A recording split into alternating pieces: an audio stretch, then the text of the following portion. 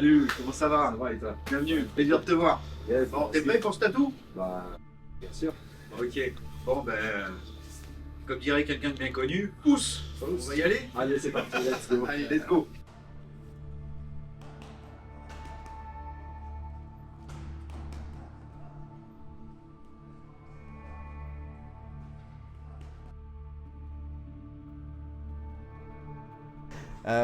Alors, on va se mettre bien en face. Tu vas me regarder en face. Relax. Mets-toi en face de moi, parce qu'il faut que je te vois le. Voilà, remonte bien. Il est bien ce short là. Essaie de le rentrer si tu peux. Voilà, je veux te voir. Il faut que tu aies l'air, voilà. Il faut qu'il soit le plus naturel possible. Voilà, bien en face. Voilà, on va le poser comme ça. On va voir ça.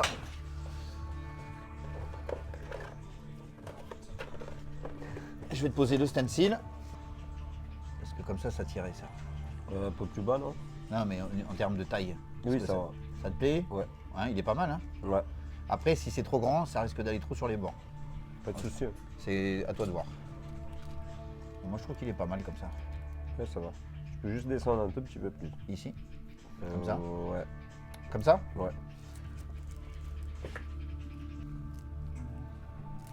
Voilà. On va pouvoir le poser maintenant.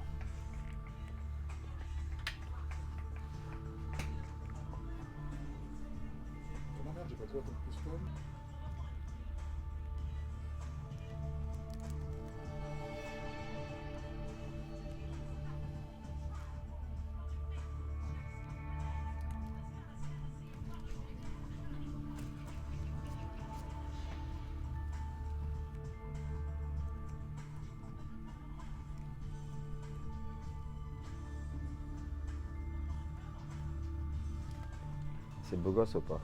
C'est toi, est-ce que tu trouves ça beau gosse? Il va le voir, il va le voir. Si c'est un Donatello, c'est beau gosse. Ah, il a l'air dangereux ton pote. Hein. Hein? Il a l'air bien dangereux ton pote. Hein. Il est bien compact. Hein. Qui, bah qui? Ah ouais. Mais il est petit. Il est en est quelle moche. catégorie? Hein, il est On dirait Shrek, non? il est. Putain, il a un côté. va pas voir ça. Mais il a des origines. Il vient de l'Est, Pas lui, de non? souci, on règle ça à la salle, y a pas de souci. Il vient de l'Est. Il vient de l'Est.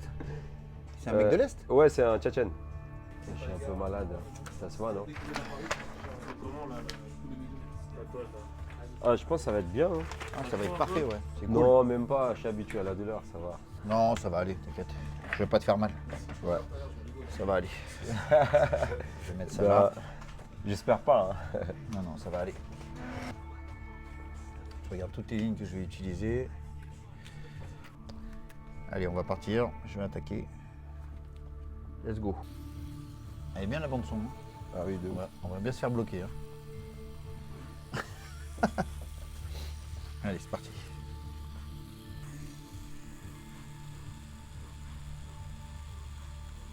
Ça fait combien de temps que tu as commencé le MMA? Professionnellement. Ouais. Enfin, un amateur déjà? Tu as commencé quand? Je suis rentré dans le MMA à l'âge de 18-19 ans. 18-19 ans. Ouais. D'accord. Tu faisais quoi avant? Du foot ou? J'étais dans l'armée. Ah ouais, carrément. Ouais. D'accord. J'étais dans l'armée et après j'ai quitté.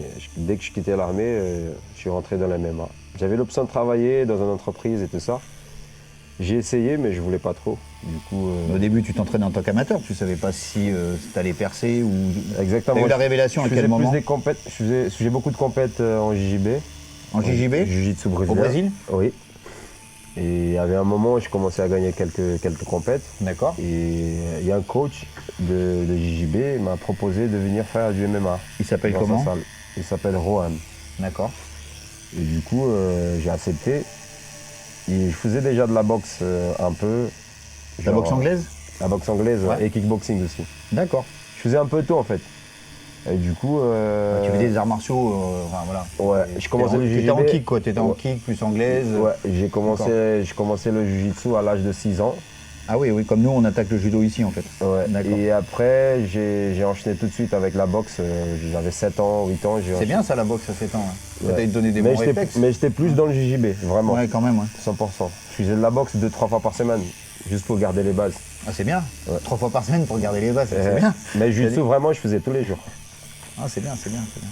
Et après, dès que j'étais un peu saoulé de faire des compètes en JJB, tout ça, tout le temps la même compète, etc. Et Soit parce que tu gagnais tout le temps ou est-ce que c'était parce bah, que ça tu devenais non, monotone pas ou- forcément. Je gagnais, mais pas forcément. C'était pas forcément ça. C'est juste que j'étais un peu saoulé.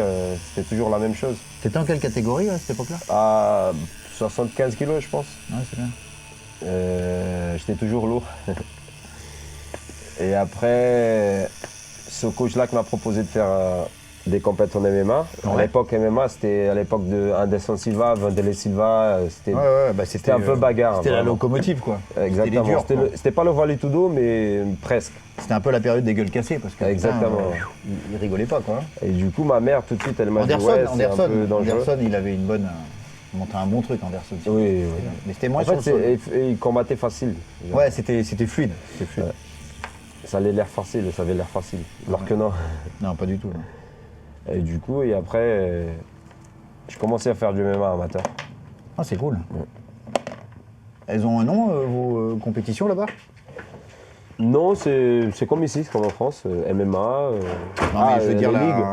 Ouais, la ligue, ouais. Ouais, je commençais par le Brada Fight, on appelle. D'accord. Brada Fight. Brada Fight, d'accord. Ouais, j'ai fait mon premier combat professionnel amateur en K1. Ok. Et après, j'ai passé en MMA. En K1, carrément, ouais, d'accord. Et c'est après, bien, je suis passé en MMA. Ah, c'est bien. Je voulais me tester un peu debout et tout ça. Je Ouais, fais pas ouais, mal de ouais. combats en anglaise aussi. Faudrait que ça se fait encore dans un ring après, avant que ça aille dans la cage, quoi. C'est ça qui Voilà. est bien. Parce que j'étais trop JJB. Du coup, je voulais me tester un peu dans les autres disciplines et après, c'est bon. Après, j'ai passé vraiment 100% MMA. Ça fait quoi la première fois que t'es rentré dans une cage? Quel effet ça t'a fait? Tu as encore ton souvenir? Je me suis demandé qu'est-ce que je fais là. Bah, c'est parce que ça change du ring. Le ring, c'est quelque chose. Enfin, moi, je suis déjà monté dans un ring, j'ai déjà fait des combats amateurs. Uh-huh. Monter sur un ring, t'as vu, c'est particulier. T'as l'impression d'être au centre d'un truc.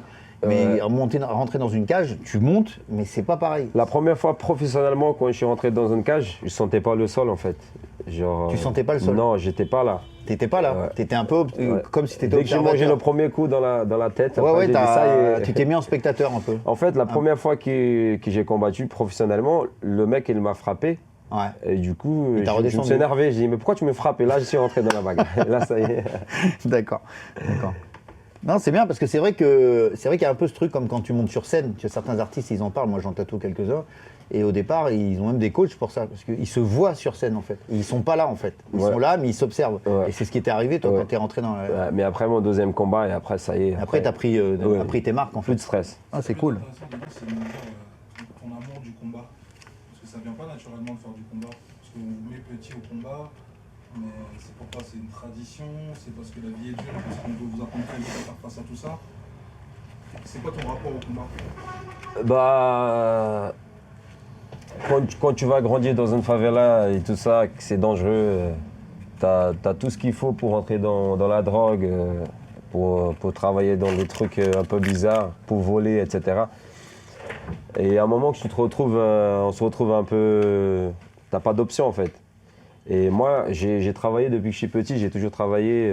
J'ai commencé à travailler avec mon père à l'âge de 7 ans, je vendais des pommes de terre, tu vois, à l'âge de 7 ans. Et du coup,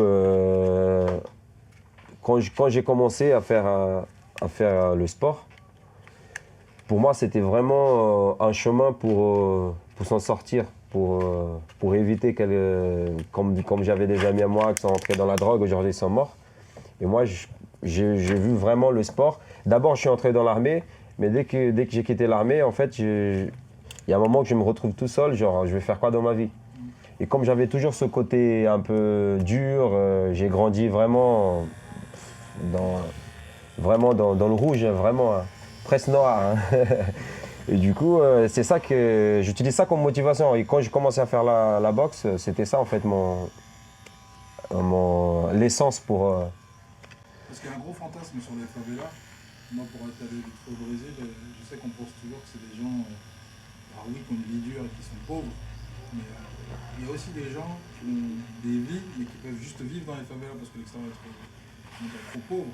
Et du coup, tu as un mélange de population quand même dans les favelas. C'est pas que des gens qui sont dans une misère absolue. Oui, non. Je pense que la plupart des gens, c'est des gens bien, qui ont une vie bien. Il y a pas vraiment, c'est pas vraiment la misère. C'est juste que tu as ta voiture, tu peux avoir ta voiture, tu peux avoir ta maison, tu peux faire tout ce que tu veux. Mais c'est limité en fait. Je pense qu'il Et à bout d'un moment, tu arrives à un statut, on va dire, que tu peux plus avancer. Parce que la politique, le La gouvernement, etc., ghettoisation. t'arrives pas à monter plus que ça. Par exemple, moi je travaille, j'ai une maison, j'ai 2 enfants, j'ai ma femme, j'ai une voiture et un travail. C'est tout.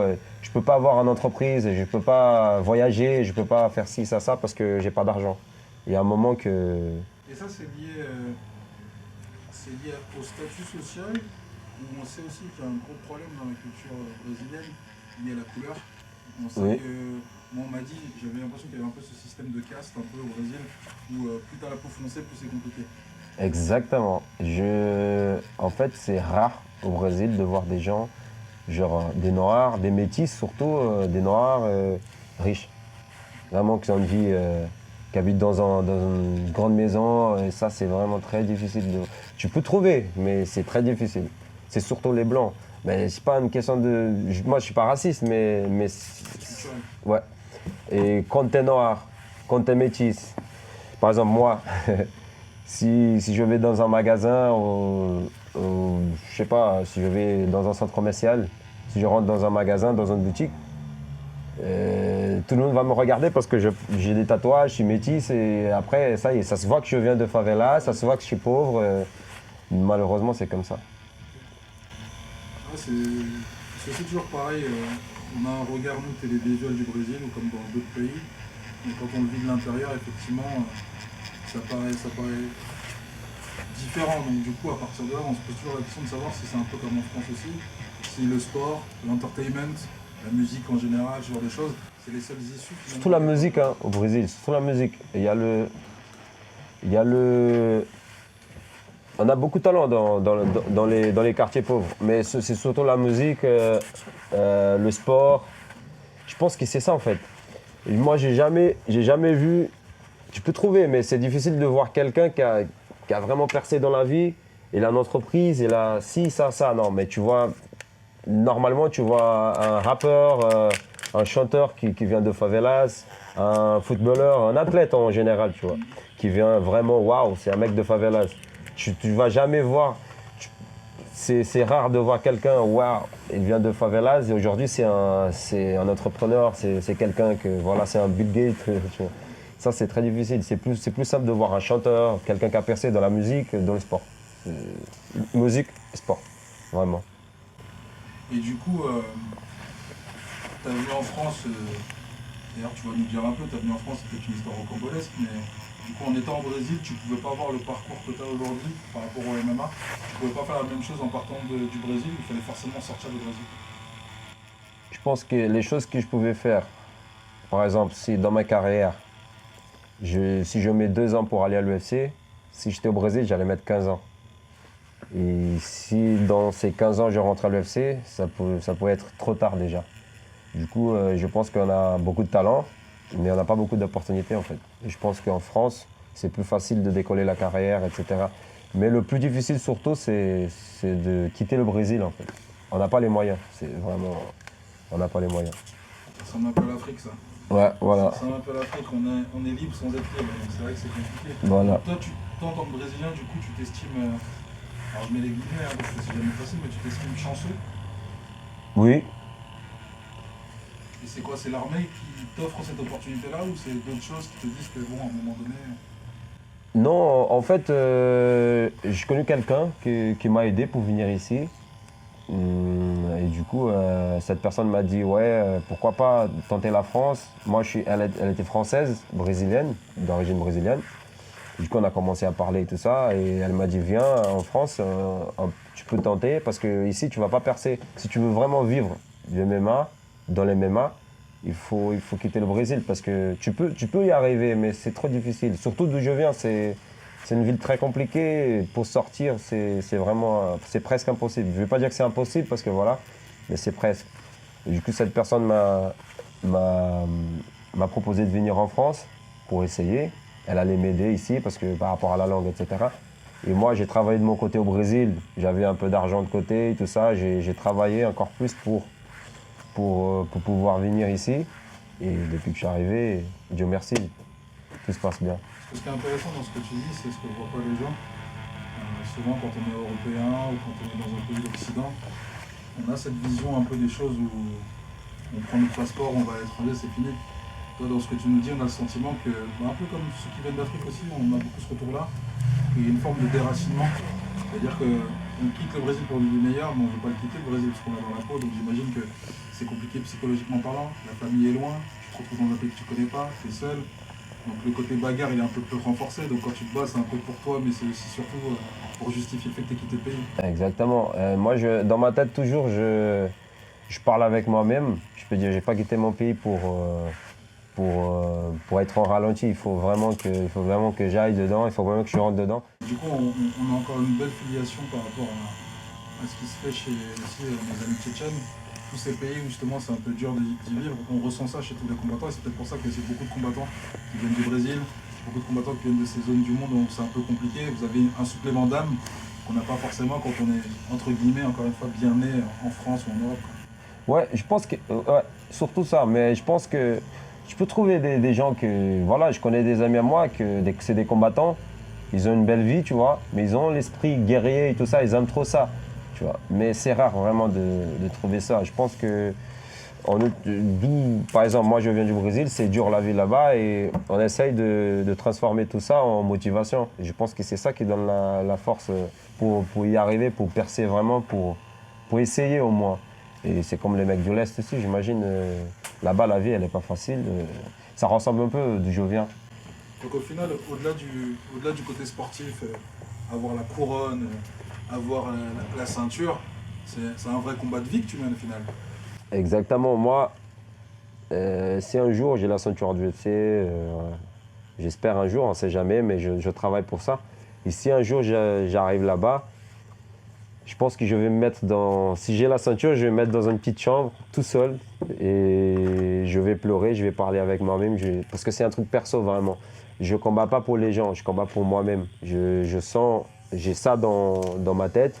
C'est ça que j'ai choisi pour ma vie, et pour vivre comme métier, etc. Et je pense que si un jour j'arrive, c'est pour moi, c'est perso vraiment. Je vais dire, putain, t'as réussi mec, ça y est. Du coup, on comprend un peu mieux, on sait que tu as vécu une période un peu compliquée sur le dernier fight, où tu es sorti sur blessure. Donc tu n'as pas pu montrer l'intégralité de tes skills, tout ce que tu pouvais faire potentiellement. Et c'est vrai qu'en tant que spectateur, on se dit toujours c'est frustrant en tant que combattant de partir comme ça. Et puis l'image, les gens ne savent pas forcément que tu étais blessé ou à quel niveau de degré de blessure tu avais. Et c'est vrai qu'au final, quand on t'entend, on se dit que finalement tu la relativises vite cette blessure en fait. Toi, ce qui t'intéresse, c'est ce qui se passe après finalement, parce que tu sais que tu vas te relever quoi qu'il arrive. Oui, exactement. Cette blessure, elle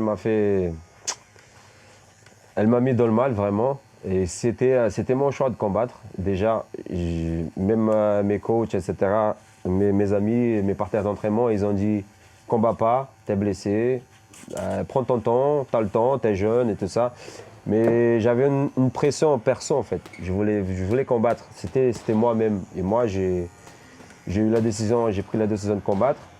Malheureusement, vous savez déjà, j'ai même pas pu combattre. Au bout de 20 secondes, mon épaule, elle était déjà loin. Et du coup, j'étais blessé avant. J'avais la blessure 2 mois avant mon combat. J'ai essayé de faire quelque chose pour tenir les entraînements, etc., pour finir ma préparation. Mais malheureusement, le jour J, c'était pas bien. Mais après, je ne vais pas dire c'est à cause de ci, à cause de ça. Moi, j'ai pris la décision de combattre. C'était moi, il n'y a pas d'excuse. Mais heureusement, là maintenant, je commence à me mettre bien, je commence à guérir la blessure. Et après, pour le prochain fight, on va être à 100%. Du coup, je repense à ça parce que depuis qu'on se connaît, j'ai le sentiment que tu cours après quelque chose. Alors, quelqu'un de lambda dira oui, il court après le titre, il court après la reconnaissance, il court après le succès, mais j'ai l'impression que c'est plus profond que ça, parce qu'on a l'impression que tu n'as pas le temps finalement.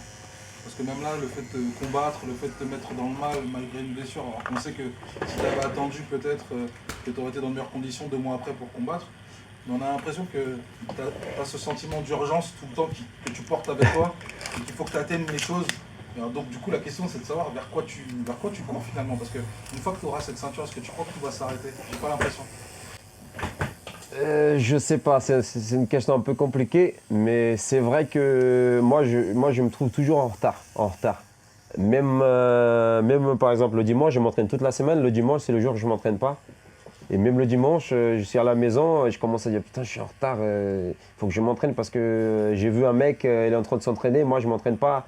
Du coup après il va avancer, moi j'avance pas, je suis là. Et il y a même des potes à moi qui disent mec c'est dimanche, repose-toi, demain t'es là à la salle. Je dis non mais il faut que je m'entraîne, il faut que je m'entraîne. Et dans ma tête je suis toujours en retard. Je pense, je sais pas, c'est pas une question d'âge, je pense pas, mais dans ma tête je suis en France pour combattre, je suis là pour bosser, je suis là pour charbonner, je suis pas là pour faire le touriste. Je suis pas là pour faire des restos, pour boire un café. Moi, je préfère être à la salle et m'entraîner. Et c'est perso, vraiment. Je sais pas comment t'expliquer pourquoi je suis pressé, mais j'ai toujours envie d'évoluer, d'apprendre au max, vraiment. Donc ça c'est un élément important parce qu'au final les gens se rendent pas compte de la charge mentale d'un sportif. Et au final ça fait partie d'un élément supplémentaire qu'on ne prend pas forcément en considération de plus en plus. Mais au final, comme tu l'as dit, il y a la dureté de l'entraînement, la dureté des objectifs. Et puis quand à la maison, il y a le poids aussi d'être voilà, seul, de pouvoir le dire à personne. Même si on est entouré, finalement, on se sent tout seul aussi.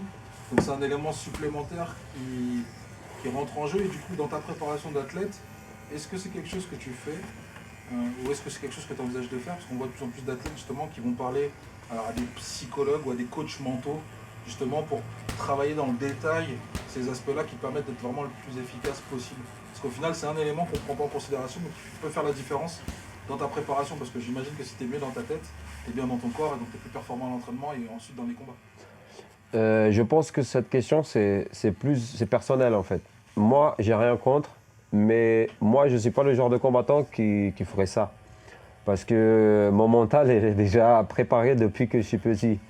Je pense que rentrer dans une cage et combattre face à un mec qui est aussi là pour te casser la gueule, on va dire, et ça, c'est vraiment un cadeau à côté de par rapport à tout ce que j'ai vaincu, tu vois.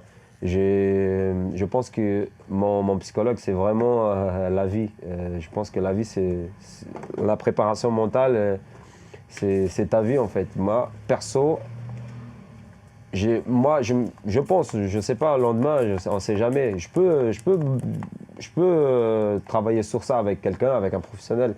Mais dans ma tête, mon mental il est tellement solide que pour combattre, pour entrer dans une cage. Dans tout ce que je vais faire dans la vie, en fait. C'est pas que rentrer dans une cage, c'est pas que combattre. Dans tout ce que je vais faire, dans tous les challenges que je fais dans la vie, je pense vraiment, mon mental il est déjà prêt à tout. Avant, mon mental il est déjà prêt.